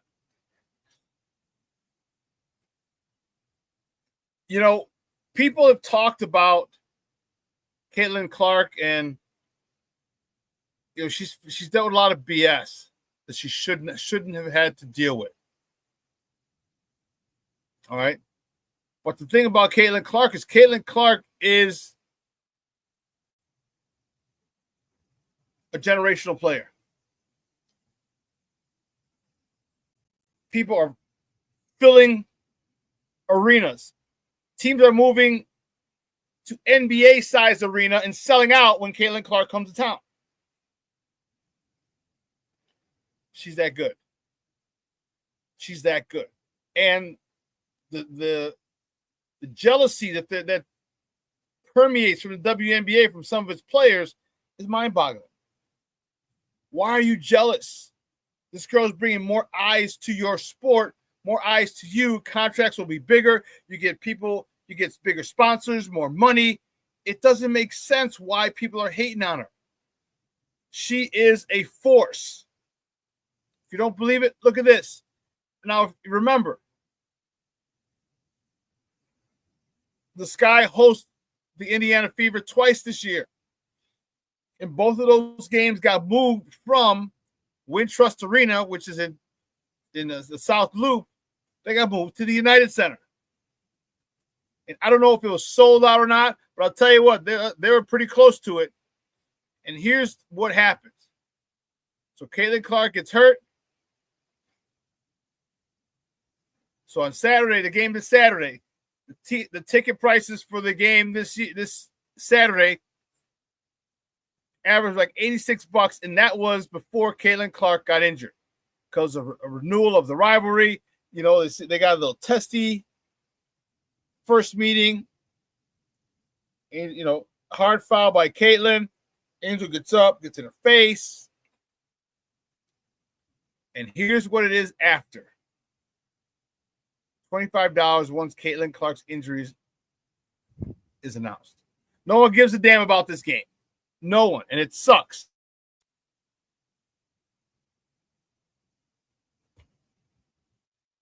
It sucks.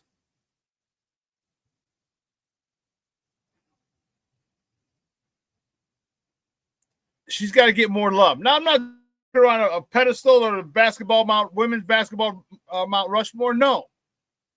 But man, be appreciative of what she's doing to this game, because a high tide raises all ships. She's a high tide. And this is why I said she needed to be on that Olympic team. And they're like, who would you take off? I'm like, anybody. She needed to be on that Olympic team. Take anybody off that. I don't give a damn. It's all about the almighty dollar. And you get Caitlin Clark out in the Olympics. Do you remember how many people had Jordan number 9 USA jersey? Remember that? Remember when the Dream Team? How many people went out and bought Michael Jordan USA 9 jerseys? Tons of people, a slew of people went and bought that. Expose the game to the world. Man, this was a chance to expose the hottest sensation in women's basketball to the world on a world stage. And you missed that opportunity. Now you got to wait another 4 years.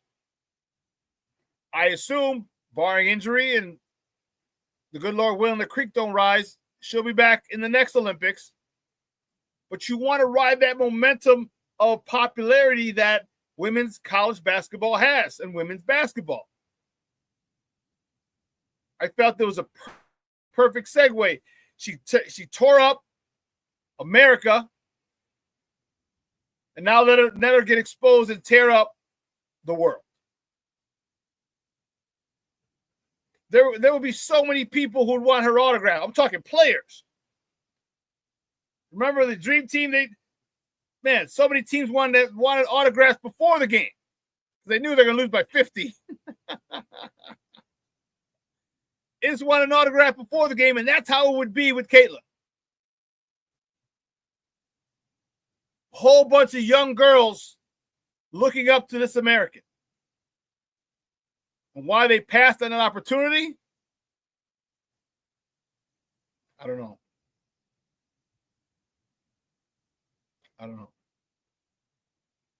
Junior says, there's a show called What We Do in the Shadows about vampires, and one of the vampires wears a Jordan Dream Team jersey.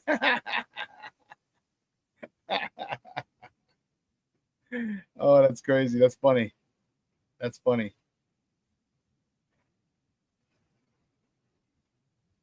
That's good stuff. Well, moving on.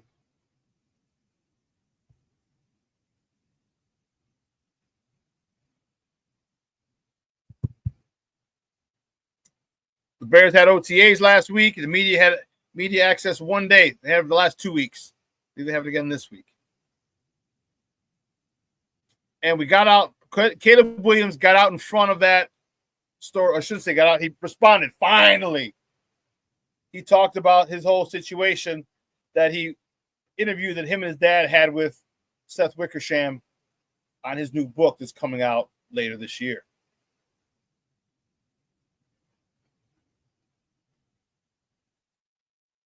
Hopefully, there really won't be any more questions about it, because at the end of the day, he came here. At the end of the day, he wanted to be the guy to change the history of Chicago Bears quarterbacks. And that says a lot for him. I should say that says a lot about him. All right. It says a lot about him because he knows his parents, his people have done the research. They know how bad Chicago quarterbacks have been. And for him to say, hey, bump that, I want to come here and be the dude is honorable. Honorable. So now he's got to be put in the work. All right. I want to hear more. And I hear things, and I'm not saying he's not putting in the work. I'm not saying that. Please don't misconstrue what I'm saying. But I want to keep hearing about it. Man, Caleb's doing the work. Caleb's doing this. Caleb's doing that. Caleb's doing this. That's what I want to hear. I want to hear about it. I want his teammates to say, yeah, Caleb's in there, first guy in, last guy out.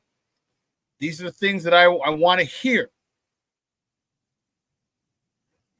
Just to monitor him and see how he's doing. Now, I don't doubt that Ben Johnson is making him, is meeting with him and talking with him and working with him. I don't doubt that at all. I just want to hear it. I want to hear about it. That's all. Nothing crazy. Just want to hear about it. So I'm looking forward to it. And then, there's just talk with this offensive line.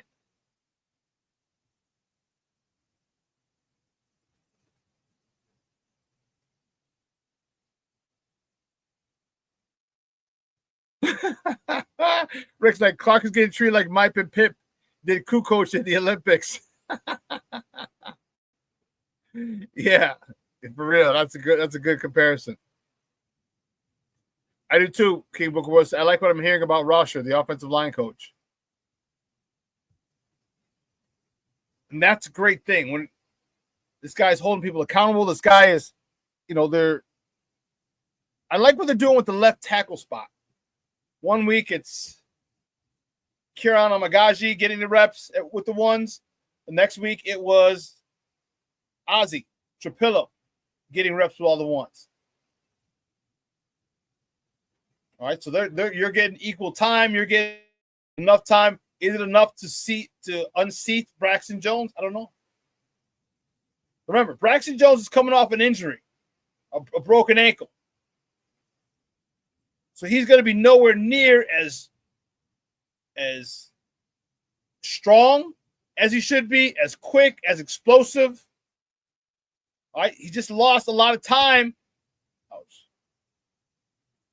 He missed out on a whole bunch of weightlifting, recovering. He had to.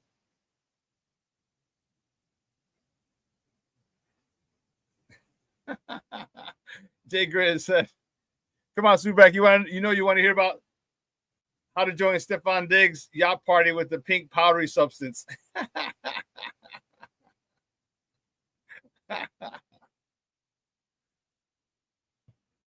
don't need the booger sugar. I'm good.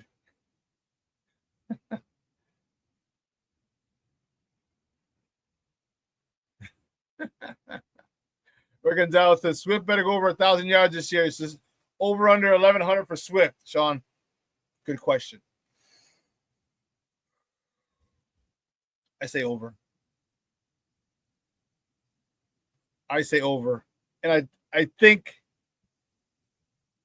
only thing that'll stop him is the emergence of Kyle Monangai. That would be the only thing that stops him, Rick. I'm getting over 1,100 yards. Only thing.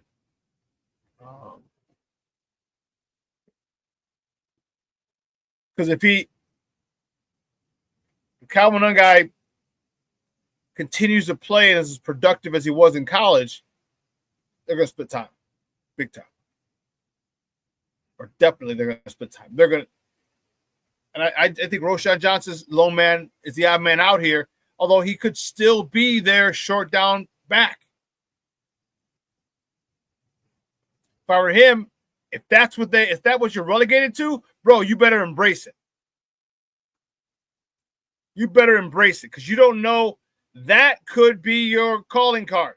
Short yardage back. You can catch out of the backfield, can run the ball, obviously, but I just don't have a good feeling about Roschon Johnson. I don't. Never liked him.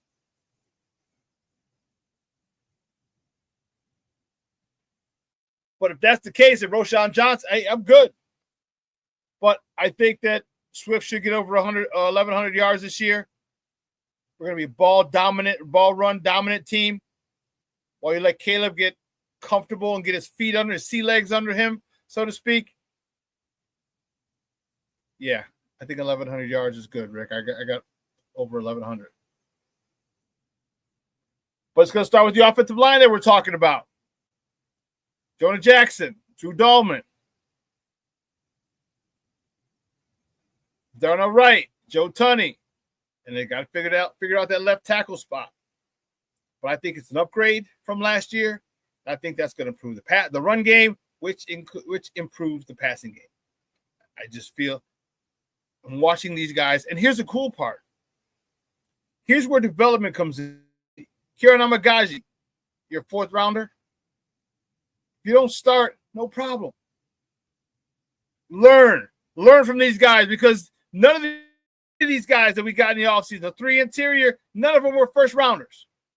But now they're getting big money in the offseason because they're the best option this year. Not even drafted in the first round. None of the 3, Dahlman, JonahJackson, or Joe Tunney. Let's see, Joe Tunney.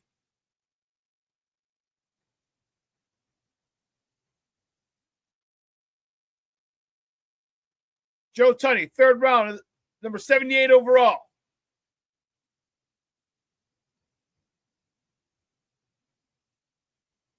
Drew Dahlman.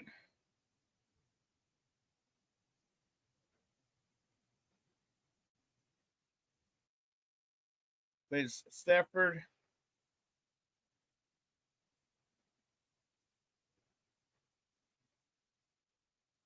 Where did he get drafted?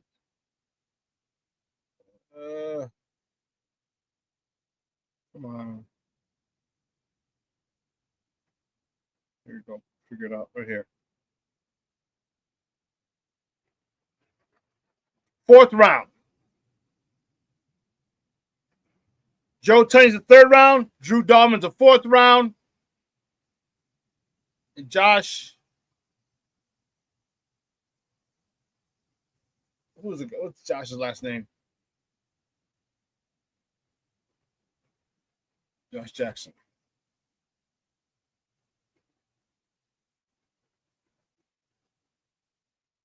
Oh, wrong one. They gave me I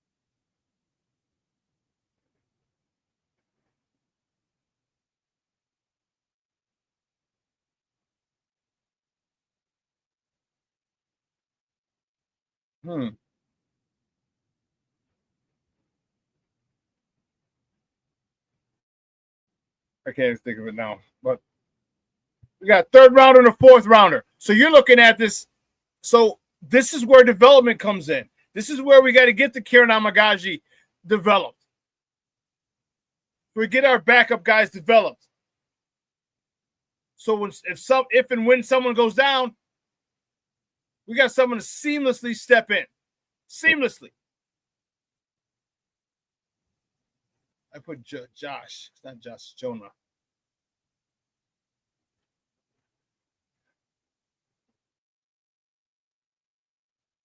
There you go.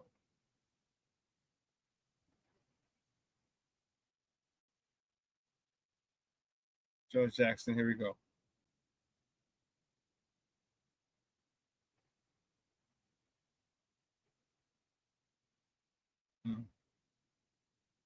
But my point was this.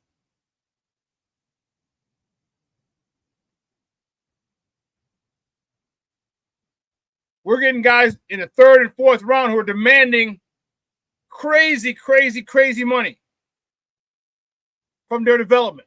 We need to get guys, we need to get our backups developed. That's what we need to do. And if we can, man, the sky's the limit for this team. And I don't think it's this year. I think their ceiling is the NFC Championship game. I think that's the Bears' ceiling this year. But hell, once you get to the NFC Championship game, anything can happen. Quarterback can go out and you get sacked. break his shoulder, quarterback, you know what I mean? Like there's so many different things. Get a concussion protocol, they sit you out, whatever. You lose your starting quarterback in the NFC Championship game, chances are not looking good for you to advance. But again, with that being said, I just think the Bears, their ceiling, if everything goes well, would be the NFC title game.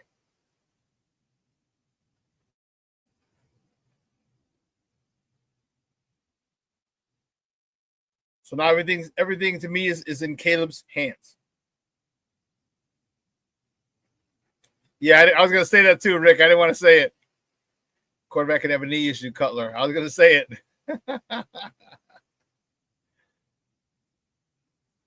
Now it's on Caleb. Now we're going to see how good you can be, young man. Now we're going to see you got the top offensive play caller, improved wide receiver core, upgraded the tight ends, upgraded the running back room. And now it's time for him to put up or shut up. And to me, I think that he's going to take this as a challenge. Hopefully does well. Hopefully does well. I was sitting there at the family party Saturday. And I'm sitting there and someone asked, like, why can't the Bears get it right? I'm like, I don't know. I'm like, it's not difficult to get a good quarterback. We have tons of them in college. But the problem is organizations will draft the guy to try and save the job of the head coach. He's in the last year of his contract. Let's get him a new head coach. Don't do it. Get him into a stable situation with a good play caller.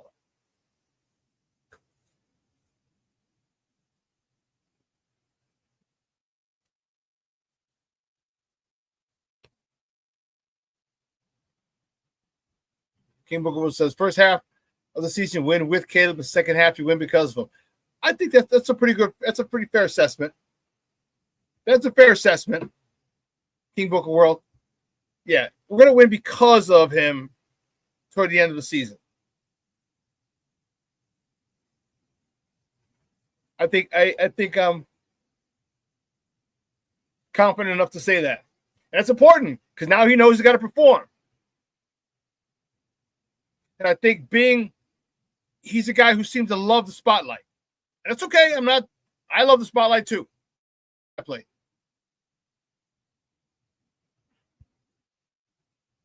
But now you got to put up. Now you got to put in that work.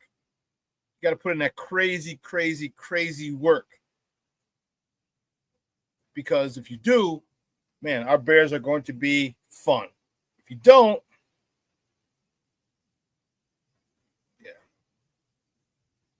yeah. And even so, here's the great part. If you start having some success early, that learning curve can be mitigated. It might be in the first half that we start winning because of Caleb. That's a real possibility as well. It's a very real possibility. Does he pick up the game? Does he understand it through Ben Johnson's eyes? Are they getting on the same page? Because if they do, the sooner they do, the sooner this offense takes off. The sooner this offense takes off.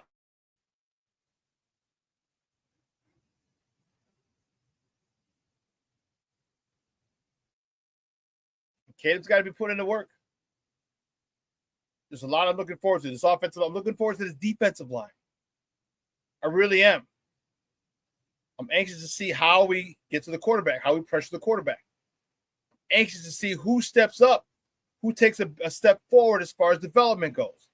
You got a guy, Grady Jarrett, who said he's willing to give you his knowledge and talk to you. You got a guy who can do that, who wants to do it. Take advantage of it. All right. I didn't realize Grady Jarrett was down in Miami working out with the Bears offensive lineman because Gervon Dexter invited him. He said Gervon Dexter set up the whole thing. That's leadership. That's what I like. Now, Okay, now, Gervon, we need you to take a step forward as well. You were doing good beginning to start last year, then you got hurt. But if that's the case, and to have those guys, one, to have Gervon Dexter organize it, that's impressive. Impressive for that young man. Two, now is he going to listen to a lot of the things that Grady Jarrett has to say? What about Zach Pickens? Zach Pickens, you know you're fighting for your life, Papa. You are fighting for a roster spot. So you better be doing everything Grady Jarrett says.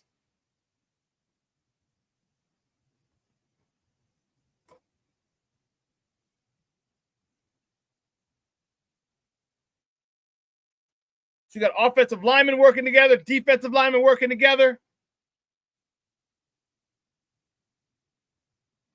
This is what I like to see. You got the coaching staff who are all up and in the players' business, in their faces. And I love it. They're getting coached hard. Eric Bieniemy, loved him. Not loved. Love him.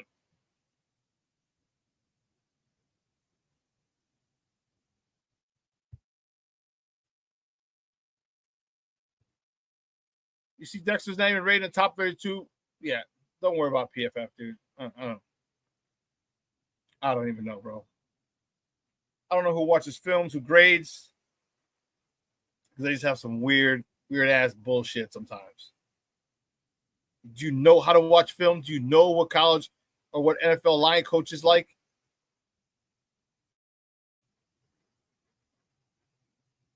Because I don't know if you do. I don't know who does that about PFF, if anyone. I'm not dissing them. I'm just saying I don't know.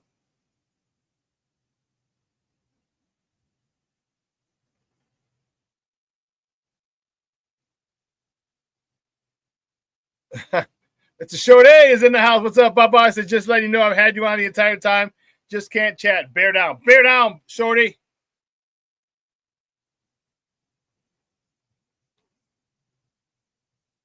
You know, someone started, and this annoyed me to no freaking end. They started charting statistics in OTAs.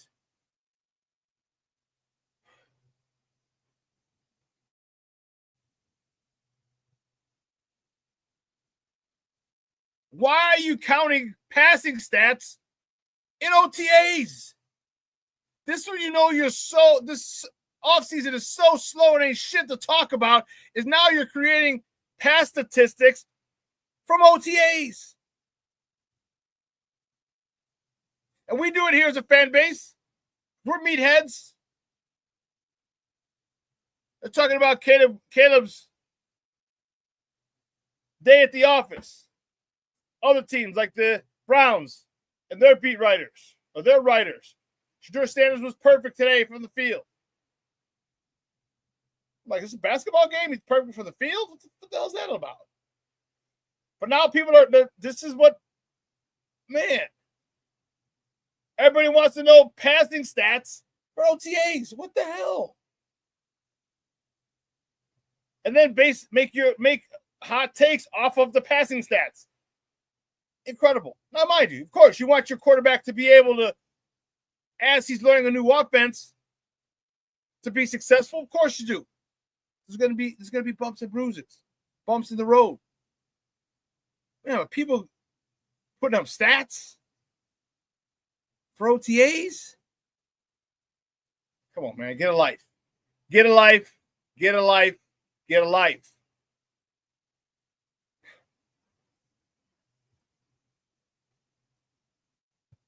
Omar, 86, is there micromanaging Sanders? They didn't think he was going to be this good. They didn't think he's going to be this good. And he looks a hell of a lot better than Dylan Gabriel.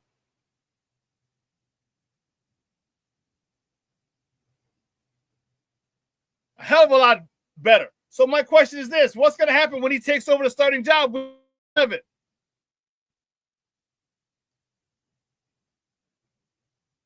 What's going to happen?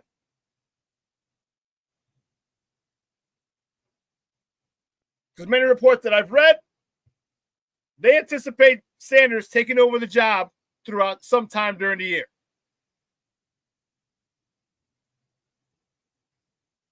Everyone wants to shit on him because of his dad, because his dad was loud, his dad was obnoxious, his dad was boisterous.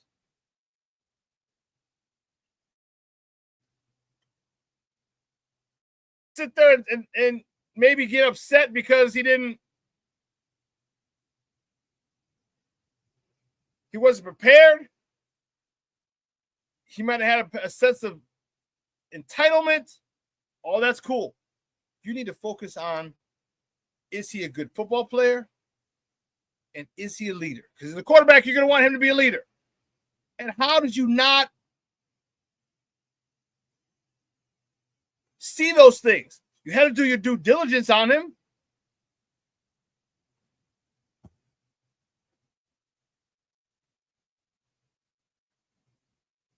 You had to do due diligence. You had to find out, is this guy a jagbag or not? He's winning, but is he a jerk in the locker room? Nope. Everybody loves him. Is he a jerk on campus? Nope. No stories. Not saying there. No stories have leaked.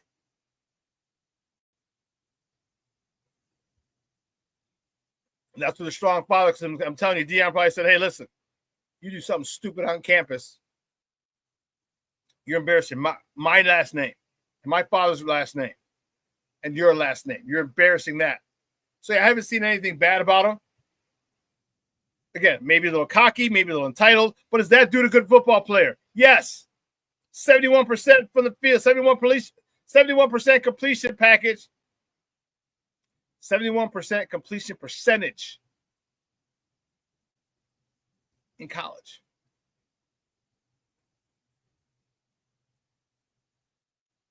And let's not get it twisted. He didn't throw screens all the time. It wasn't like the Bears offense 2 years ago having Justin throw those screens all the time. He went downfield with Jimmy Horn, with Travis. He went downfield.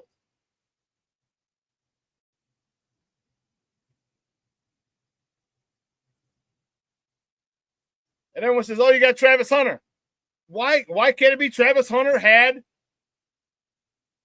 Shedeur Sanders? Don't think just because the ball got there and he made a great catch, maybe that ball placement is important.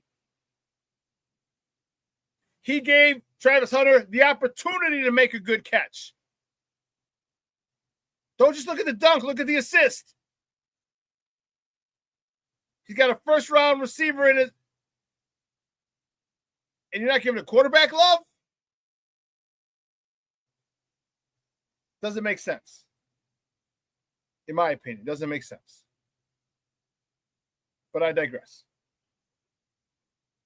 This is going to be a good year. I'm excited for it. Again, I'm 10 toes down, but you know how I feel. I feel 26 is going to be the year that our championship window opens.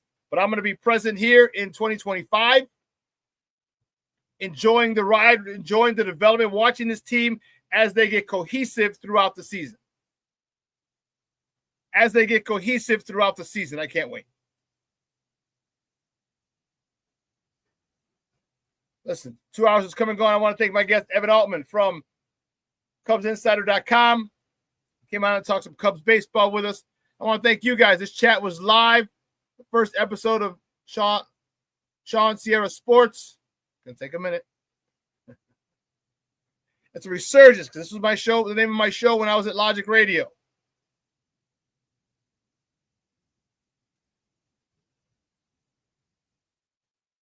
But I want to thank you guys for tuning in. The chat was live. Please tell your family, friends, give them the link. Tell them, hey, make sure you download Sports Zone Chicago on YouTube. Appreciate it. I really, really do. Day one of Shawn Sierra Sports on Sports Zone Chicago in the books. And man, it was a good show. Chat was live. Evan Altman was live. Great, great stuff. King Booker World, that's 3. Plank says, have a great Monday, Shawn. Sports owners, bear down. That's 3. That's nice. That's nice. Listen, I got to get out of here. Do me a favor, though. Let your loved ones know you love them because tomorrow to no one. All right, do yourself a favor. I can guarantee there are a lot of people who were not on the wake-up list yesterday that had plans for yesterday, last night, and today. Okay? Reach out to them, send them a voicemail, send them a text memo. All right? Just let people know you love them. All right? Listen, for everyone here at Sports Zone Chicago, guys, I'm your boy, the SuperBack, Shawn Sierra. What's this?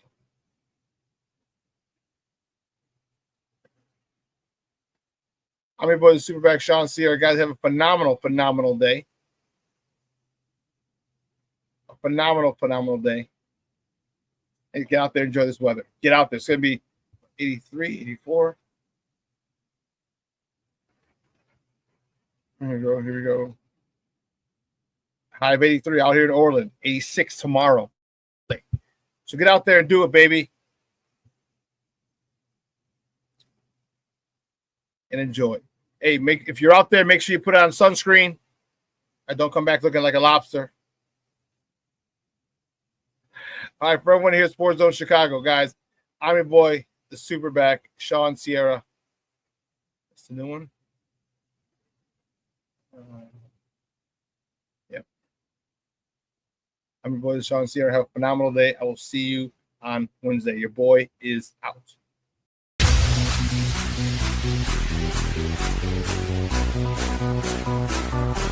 Come on, race the race.